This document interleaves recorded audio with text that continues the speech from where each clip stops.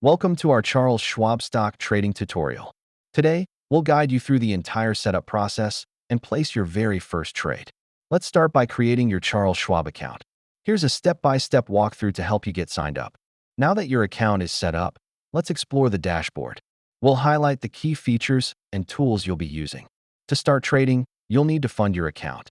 Let's look at the options available for deposit and transfer. Next, let's navigate the stock market.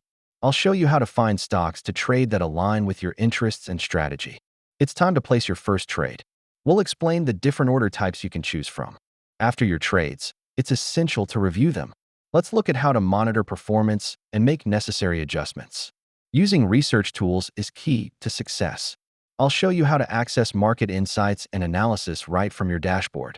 Stay ahead of the market by setting up notifications and alerts for your trades. Let's customize this feature for you. Congratulations! You've learned the basics of setting up your Charles Schwab account and placing your first trade. The next steps? Build your trading strategy and keep learning.